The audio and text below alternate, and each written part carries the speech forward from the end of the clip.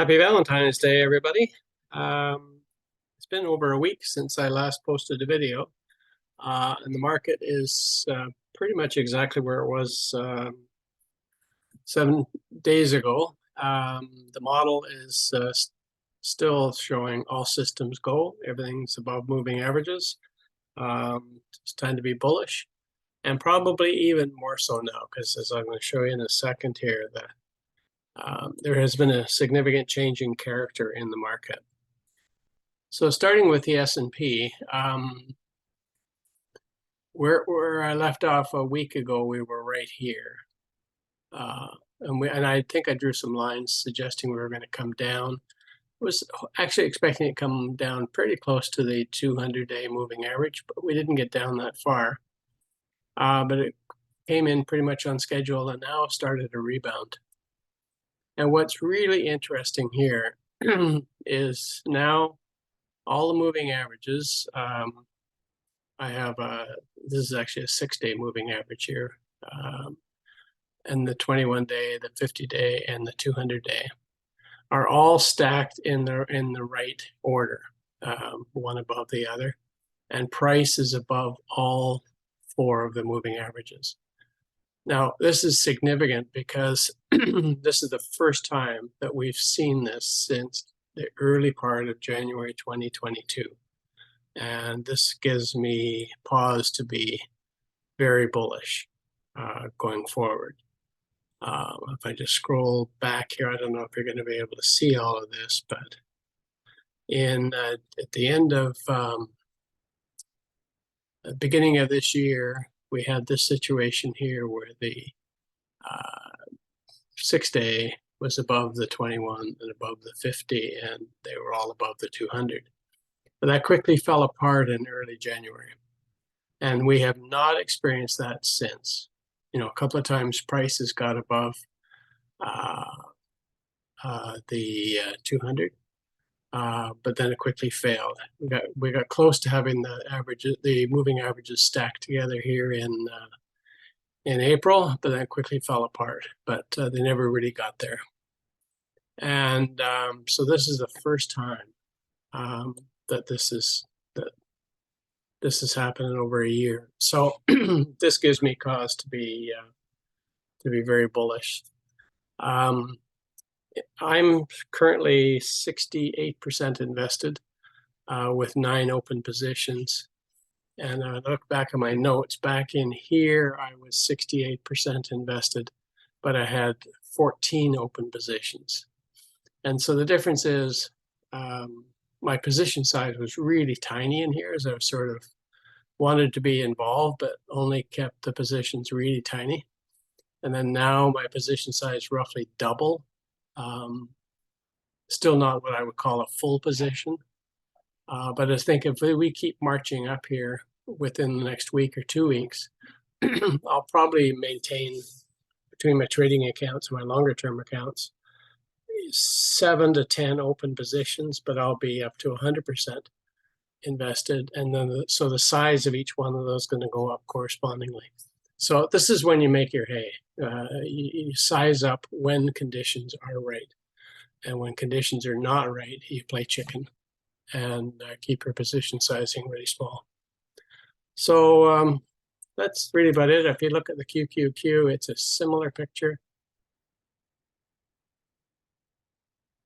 We're all stacked in the right order, pretty much, although the 50 is, no, we haven't really. The 50 hasn't yet to catch up to the 200. So the QQQs are lagging. Looking at the mid caps, they're all stacked in the right order, have been actually since for a few weeks now, since early January, which was where I first started to get a little more bullish and get more invested, is when the mid caps and then also the small caps started to behave normally. Small caps should be the same story basically. Right here is the first time where the 50 crossed over the 200, and yet price is coming down here. So the small caps are getting hurt a little bit more. The mid caps has been where the place to be. Toronto